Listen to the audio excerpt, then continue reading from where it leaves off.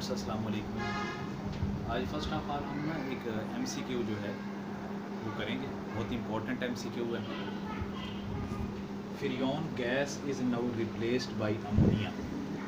पहले ना रेफ्रिजरेटर में रेफ्रिजरेंट गैस के तौर पर फ्रियोन को यूज़ किया जाता था या सीएफसी को इस्तेमाल किया जाता था। सीएफसी जो है इसने ओजोन लेयर को डिस्ट्रॉय करना स्टार्ट कर दिया, जिससे सन से अल्ट्रा वायलेट रेडिएशन जो हैं वो हमारी अर्थ तक पहुंचना शुरू हो गई।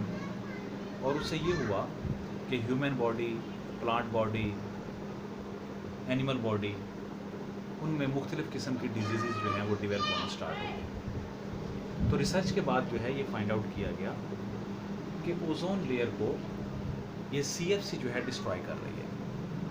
तो फिर साइंटिस्ट ने इसको रिप्लेस कर दिया गया और रेफ्रिजरेंट गैस के तौर पर अमोनिया को इस्तेमाल किया जाने लगा। तो आजकल जो है अमोनिया गैस इस्तेमाल की जा रही है। अमोनिया का केमिकल फार्मूला जो है वो NH3 है, which does not causes of ozone depletion in upper atmosphere. ये बहुत इंपॉर्टेंट एमसीक्यू है। हमारा जो नेक्स्ट टॉपिक है एक्चुअली आज का वो है thermal expansion. Most of the substances, I mean solids, liquids and gases expand on heating। जब इन सब्सटेंसेस को हीटअप किया जाता है तो ये एक्सपैंड होते हैं एंड कंट्रैक्ट ऑन कूलिंग, और जब ठंडा किया जाता है तो ये कंट्रैक्ट होते हैं। There thermal expansion and contraction are usually small and are not noticeable. Solids का, लिक्विड्स का और गैसेस का जो एक्सपेंशन है और कंट्रक्शन है ये इतना कम होता है कि ये आम तौर पर नोटिसेबल नहीं होता। उसके बाद ये सॉलिड्स, लिक्विड, गैसेस में एक्सपेंशन क्यों होती है? The kinetic energy of molecules of an object depends upon its temperature. Temperature को इंक्रीज़ करेंगे, काइनेटिक एनर्जी इंक्रीज़ हो जाएगी।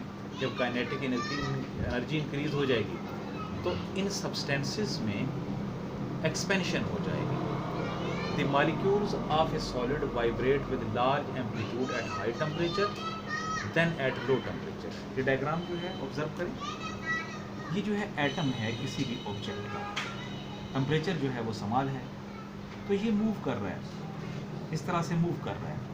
जब ये मूव कर रहा है तो इसका एम्पलीट्यूड ऑफ वाइब्रेशन जो है वो कम है। लेकिन जब इसको टेम्परेचर दिया गया, इसका टेम्परेचर इंक्रीज कर दिया गया, तो इस एटम का जो एम्पलीट्यूड ऑफ वाइब्रेशन है वो इंक्रीज हो जाएगा। The kinetic energy of molecules of an object depends on its temperature. The molecules of a solid vibrate with large amplitude at high temperature then at low. On heating, amplitude of vibration of atoms increases. Thermal expansion result an increase in length में इजाफा होता है, breadth में इजाफा होता है और thickness में जो है इजाफा होता है। Thank you very much students। ये हमारी दूसरी सी वीडियो थी।